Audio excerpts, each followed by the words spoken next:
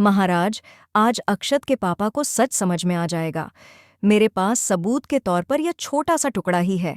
आज अक्षत के पापा सोचने पर मजबूर हो जाएंगे कि सौम्या जी ने मेरे जैसी साड़ी पहनकर मुझे फंसाने की कोशिश क्यों की और फिर इस साड़ी को जलाकर इस सबूत को मिटाने का प्रयास क्यों किया। अक्षत के पापा को यह सबूत दिखाना ही होगा। गाड़ी में, भैया आराम से चलाइए ना। क्या कर रहे हैं? सॉरी मैडम, बीवी का मैसेज आया था, इसलिए ध्यान हट गया था। ध्यान से चलाइए ना भैया, हर जगह लिखा होता है।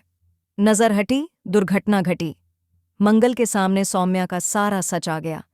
किस तरीके से उसने कुसुम को फंसाया था, इंजेक्शन दिए थे, केमिकल वगैरह देकर उसे बेहोश किया था। अब क्या होता है? एम्बुलेंस आ जाती है।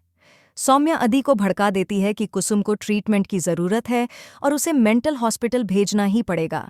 वह एम्बुलेंस बुला लेती है, डॉक्टर आ जाते हैं, लेकिन ऐन मौके पर मंगल आ जाती है।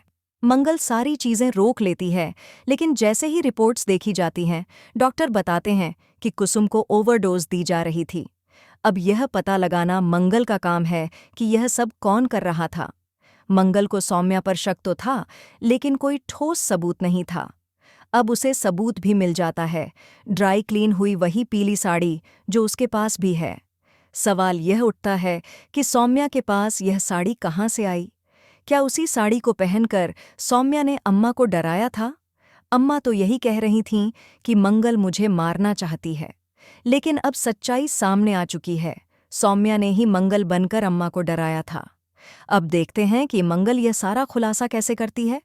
वह साड़ी लेकर पहुंचती है, लेकिन उससे पहले सौम्या साड़ी जला देती है। उसे लगता है कि उसने सब कुछ खत्म कर दिया है, लेकिन साड़ी का एक टुकड़ा बच जाता है।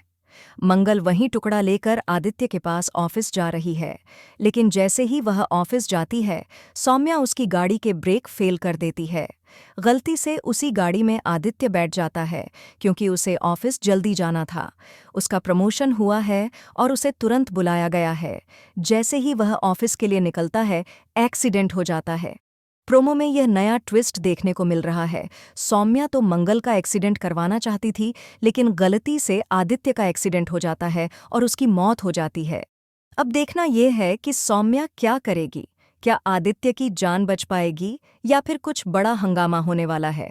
वहीं दूसरी तरफ जिया ने कबूल कर लिया है कि उसने कार्तिक को किस तरीके से फंसाया था। उसने जानबूझकर प्यार के चक्कर में लक्ष्मी को भी परेशान किया था। उसने गायत्री की जान लेने की कोशिश की थी, लेकिन अब उसे अपनी गलती का एहसास हो गया है। अब सुनवाई का दिन है, जज इंतजार कर रही हैं। लक्ष्मी किसी भी तरह कोर्ट पहुंच जाती है और आखिरकार कार्तिक को बेल मिल जाती है।